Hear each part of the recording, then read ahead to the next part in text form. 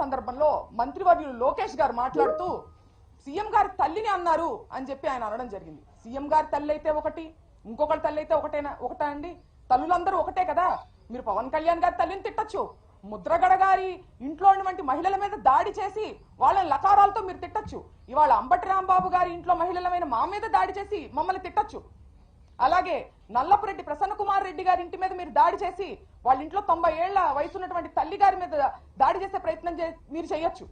జోగి రమేష్ గారి ఇంట్లో మహిళలు లేరా అండి?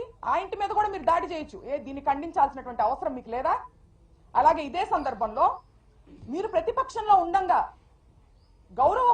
అప్పటి గౌరవ ముఖ్యమంత్రి జగన్మోహన్ రెడ్డి గారి మీద మీరు లండన్ కి వెళ్లారు అనే ప్రస్తావనతో మీరు ఎట్లాంటి అశ్లీల వ్యాఖ్యలు చేశారో మీరు ఒకసారి గుర్తు చేసుకుని ఆత్మవిమర్శ చేసుకోవాల్సిన అవసరం ఉందని కూడా ఈ సందర్భంగా నేను లోకేష్ గారికి తెలియజేస్తున్నాను.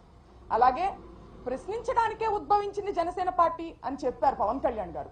మరి ఈ ప్రశ్నలన్నీ ఎందుకు ఆయన అడగట్లేదు అనే ఒక పెద్ద ప్రశ్న మా అందరికీ ఉందండి.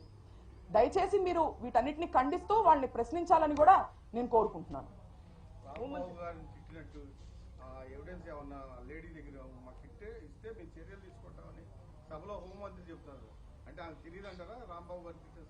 అంటే ఎంత దురదృష్టం అంటే అండి, ఇవాళ ఆవిడ మహిళ ఒక హోమ్ మినిస్టర్, ఒక రాష్ట్రానికి సంబంధించిన హోమ్ మినిస్టర్ అనేది ఆవిడ మర్చిపోయారు. కేవలం ఒక టీడీపీకి సంబంధించినటువంటి కార్యకర్తగానే ఆవిడ స్పందిస్తున్నారు. ఇరుపక్షాల ఉన్నటువంటి తప్పుల్ని ఖండించాలి వివక్ష లేకుండా అనేది ఆవిడ బాధ్యత కాదా? ఇటు పక్కన వాళ్ళ గ్రంథాలయం చైర్మన్ వందన గారు చేసినటువంటి వ్యాఖ్యలు ఆవిడకి చేరలేదా?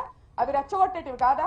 గల్లా మాధవి గారు తరువాత రోజు దాడి జరిగి అరెస్టు జరిగిన తరువాత రోజు కూడా ప్రత్యక్ష ప్రసారంలో కూర్చుని ఆవిడ మమ్మల్ని బెదిరిస్తూ రెచ్చగొట్టేటువంటి వ్యాఖ్యలు ఖండించాల్సినటువంటి బాధ్యత హోమ్ మినిస్టర్ గా ఆవిడకి లేదా అని సందర్భంగా నేను ప్రశ్నిస్తున్నాను.